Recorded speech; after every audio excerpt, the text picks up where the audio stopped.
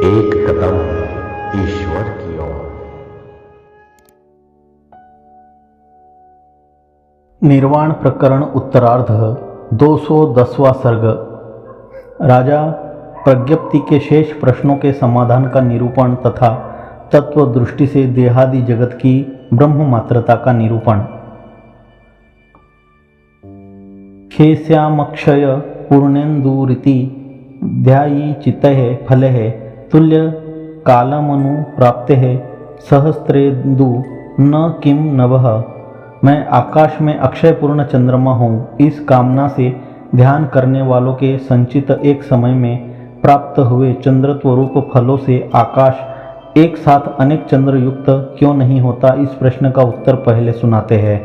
श्री वशिष्ठ जी ने कहा, हे राजन, सैकड़ों ध्यान करने वाले लोगों द्वारा अक्षय चंद्रत्व रूप फल प्राप्त होने पर जैसे आकाश सैकड़ों पूर्ण चंद्रों से युक्त नहीं होता, उस प्रकार के इस मेरे कथन को सुनो। यद्यपि सत्य चंद्र बिंब का अहम भाव से ध्यान करने वाले पुरुष प्राप्तव्य चंद्रत्व में चिरकालीन ध्यान से अन्य भाव का विस्मरण होने के कारण ऐंदवों के उपाख्यान में उक्त ऐंदव न्याय से सुस्थित होकर चंद्रत्व को प्राप्त ही है, तथापि वे न तो इस आकाश तल में प्राप्त हुए और न इस चंद्र में प्रविष्ट हुए। क्यों आकाश तल में प्राप्त नहीं हुए, इस पर कहते हैं, दूसरे के संकल्प नगर में दूसरा प्रविष्ट हो, यह बात कहाँ देखी गई है, यह बतलाओ। संकल्प नगर में पदार्थों की प्राप्ति उसी पुरुष को होगी जिसका कि वह संकल्प नगर है। अन्य के संकल्प नगर में कदापि पदार्थों की उपलब्धि नहीं हो सकती है। अलग अलग अपनी अपनी संकल्प दृष्टि के आकाशों में ही स्थित वे चंद्रमा, जिनकी कला का कदापि क्षय नहीं होता है, वही पर प्रकाशित होते हैं। इसी चंद्रमा में मैं प्रविष्ट हूँ, ऐसा ध्यान करने वाला उपासक जो कि अंदर आत्मबुद्धि सुख से शून्य है, इसी चंद्रमा में ही प्रविष्ट होता है। इसी चंद्रमा में सबके सब ध्यान करता क्यों प्रविष्ट नहीं हुए, क्योंकि ऐसा करने में लाघव है, इस प्रश्न पर कहते हैं, मैं चंद्रबिंब के सुख से युक्त होकर चंद्रमा में प्रविष्ट हूँ। ऐसा ध्यान करने वाला पुरुष उस प्रकार के सुख का भागी बनता है, ऐसा निश्चय है। भाव यह कि उन सब ने वैसा ध्यान नहीं किया, यानी एक ही अमुक चंद्रमा में प्रविष्ट हूँ, सबने ऐसा ध्यान नहीं किया, किंतु तुम्हारे प्रश्न के अनुसार आकाश में अक्षय पूर्ण चंद्रमा हो, इस कामना से सबने ध्यान किया। यदि कोई प्रश्न करे कि अन्य प्रकार से ध्यान करने पर अन्य प्रकार का फल क्यों नहीं होता, तो इस प्रश्न पर कहते हैं, ध्यान करता जैसा दृढ़ संकल्प होकर स्वभाव का ध्यान करता है, उस स्वभाव का अविनाशिनी साक्षी संवित वैसे ही अनुभव करती है, उससे विपरीत अनुभव नहीं करती। अन्यच्च ध्यायेनाम लक्ष्यध्यात्मैका स्त्री यथाक्रमम जायत्वेन समम कालम। इस प्रश्न का भी पूर्वोक्त युक्ति से ही समाधान करना चाहिए, जो अति देश करते हैं। जैसे सकल ध्यान कर्ताओं का अपने अपने संकल्पानुसार चंद्रत्व पृथक पृथक भासता है। साध्व साध्वी गृहे भर्तुः संस्थिता तपसा परा, इस प्रश्नांश में भी यही समाधान है, ऐसा कहते हैं। जो साध्वी स्त्री ध्यान में लाखों ध्यानकर्ताओं की स्त्री बनी, उसकी काल्पनिक अनुभूति उनके अंतःकरण उपहित साक्षी में स्थित है। घर से बाहर निकले बिना जीव सप्तद्वीप का पति कैसे हुआ, इस प्रश्न का भी इससे समाधान हो चुका, ऐसा कहते हैं। जो घर से बाहर न निकला हुआ जीव सप्तद्वीपेश्वर होकर स्थित है, उसका भी अपने चिदाकाश में वह कल्पना सिद्ध राज्य भासता है। जब यह हम लोगों का दृष्टिगोचर जगत भी सारा का सारा जन्म सर्वज्ञ ब्रह्म की कल्पना मात्र शून्य, निराकार और शांत है, तब उपासकों द्वारा कल्पित जगतों में क्या अन्यथा इससे विलक्षण सत्यता होगी, जिससे वहाँ असमंजसता होगी, यह अर्थ है। दान धर्मादि तपसा मूर्ध्व देहिक कर्मणाम इह स्थानाम मूर्तताम मूर्तम प्रत्यास्ति किम फलम। इस प्रश्न का अनुवाद कर समाधान करने की प्रतीक्षा करते हैं। हे राजन, दान, अंत्येष्टि, कर्म, तप, जप आदि मूर्ति रहित कर्मों का परलोक में मूर्तिमान फल कैसे होता है? यह जो तुमने कहा उसका उत्तर यह कहा जाता है, सुनो। दान आदि से अंकित बुद्धि वाले अमूर्त जीव परलोक में स्वप्न के समान मूर्तिमान से प्रतीत हो रहे अनुत्पन्न फल को देखते हैं, जिसकी मूर्ति के आकार की कल्पना चित्त से ही की जाती है। हे राजन, मन और ज्ञानेंद्रियों से वेदना तथा अवेदनाकार भ्रांति होती है। उस भ्रांति की विषय प्राप्ति के लिए वह चिन्मात्र मन सहित कर्मेंद्रियों से स्पंद और अस्पंद रूप होता है, किंतु उस भ्रांति की निवृत्ति होने पर निर्मल शांत चिद्रूप आत्मा ही शेष रहता है। इस लोक में अनुष्ठित अर्थात किए गए दान से परलोक में चित्त प्रतिभास स्वरूप तत्त फल प्राप्त होता है, उसको संकल्प स्वरूप जीव प्राप्त करता है, ऐसा विद्वान जन कहते हैं। फिर वह अर्थात फल परलोक में क्यों न मिले?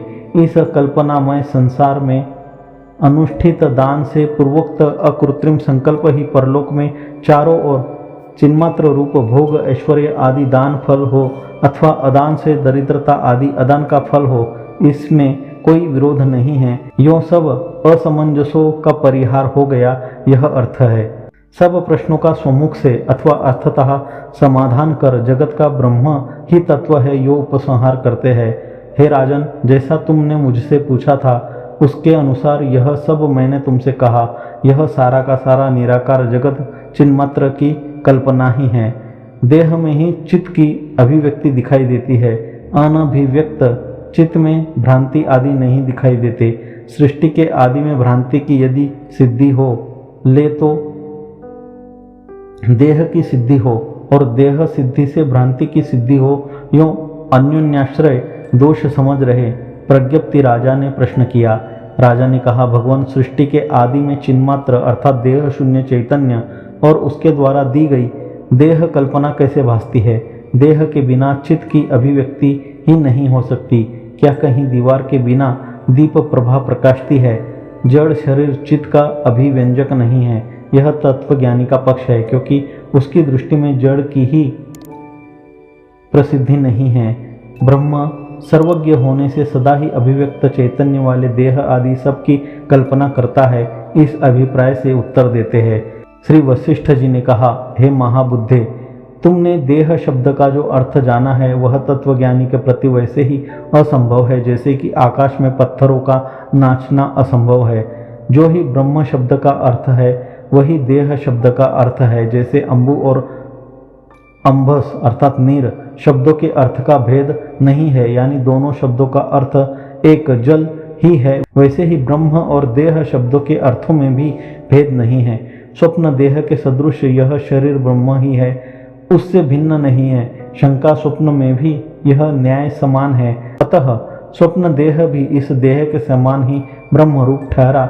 ऐसी दशा में स्वप्नाभ यो भेद को सिद्ध सा बनाकर दृष्टांतोक्ति कैसी? समाधान, स्वप्न का दृष्टांत तुम्हारे समझने के लिए दिया है। वास्तव में स्वप्न देह भी ब्रह्म ही है। स्वप्न का मुझे समझाने में कैसे उपयोग है, इस प्रश्न पर कहते हैं, स्वप्न का अर्थ तुम्हें अनुभूत है, इसलिए स्वप्न के द्वारा तुम्हें समझाया जाता है। स्वप्न रूप भस्म के साथ अर्थात बाधित अर्थ के साथ चिद्रूप से भासमान सृष्टि में सादृश्य कदापि नहीं है। स्वप्न में कौन यह देह है, किसके ये स्वप्न पदार्थ है, अथवा कहाँ स्वप्न बुद्धि है? ज्ञानी द्वारा अवबुद्ध भ्रम रूप स्वप्न से अज्ञानी को बोध कराया जाता है।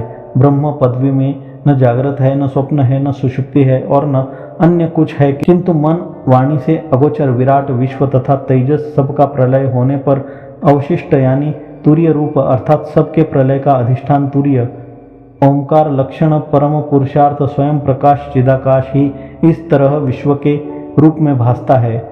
जो यह विश्व आज इस प्रकार भासिता सा दृष्टिगोचर होता है वह नहीं भासता है। सच्चिदानंद रूप से पूर्वभास हुआ भी वह स्वरूपतः वैसे ही अर्थात आभासा ही है। जागृत स्वप्न आदि जैसे कदापि है ही नहीं। अत्यंत निर्मल ब्रह्म वैसा है जैसे संवित की एक प्रदेश से दूसरे प्रदेश में प्राप्ति होने पर मध्य में अर्थात दो प्रदेशों के अंतराल में संवित का स्वरूप निर्विषय रहता है, वैसे ही द्वैत अद्वैत आदि यह सब कुछ निर्विषय चिन्मात्रमय है। अज्ञानी की दृष्टि से अन्यत्र यानी ज्ञानी की दृष्टि में चिन्मय स्वप्न द्वैत अद्वैत शुभ अशुभ आदि सब कुछ की आवरण शून्य चिन्मात्र से तुलना की जा सकती है। शून्य पदार्थों की उपलब्धि भान अर्थात सृष्टि, अभान अर्थात प्रलय, द्वैत, अद्वैत, असत और सत सब कुछ परम चिदाकाश ही है। पूर्ण परम ब्रह्म परमात्मा से पूर्ण जगत का आविर्भाव होता है। पूर्ण ही यह स्थित है, न तो इसका भान हुआ है और न अभान हुआ है, किंतु स्फटिक शिला के घनीभूत मध्य के समान यह चिन्मात्र घन है।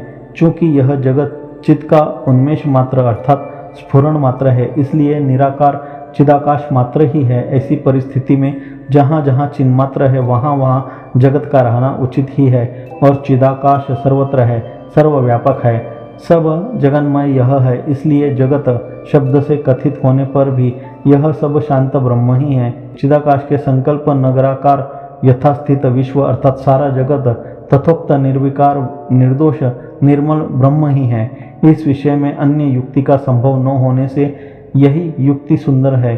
यहाँ युक्ति तथा स्वानुभव के बिना पुरुषार्थ चाहने वाले श्रोताओं के सम्मुख उपदेश शोभा नहीं देता।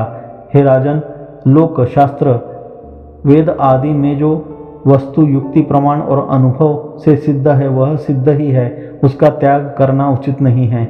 ऐसी परिस्थिति में सद्रूप से वेद आदि में सिद्ध ब्रह्म का सद्रूप से ही स्वीकार करना चाहिए तथा वेदादि में असद्रूप से सिद्ध द्वैत का असतरूप से स्वीकार करना चाहिए। यह अर्थ है। जब चरम साक्षात्कार वृत्ति रूप ज्ञान से सारा का सारा विश्व यथास्थित ही विलीन हो जाता है, तब पहले ब्रह्म भिन्न रूप से परिज्ञात विश्व ही इस प्रकार से अर्थात ब्रह्म रूप से परिज्ञात होकर ब्रह्मता को प्राप्त होता है। त्वया अर्थो देह शब्दस्य से लेकर यहाँ तक मेरे द्वारा प्रतिपादित न्याय से जीवन मुक्ति सहित लोक वेद आदि सारा जगत ब्रह्म ही सिद्ध होता है। इसलिए यह मेरे द्वारा प्रतिपादित न्याय परम पुरुषार्थ का साधन होने से ग्रहण करने योग्य है।